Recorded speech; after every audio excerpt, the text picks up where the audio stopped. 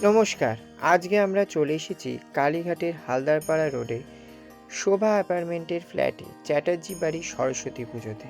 এটি একটি ঘরোয়া সরস্বতী পুজো। এখানে মা পিতলে অধিষ্ঠানী।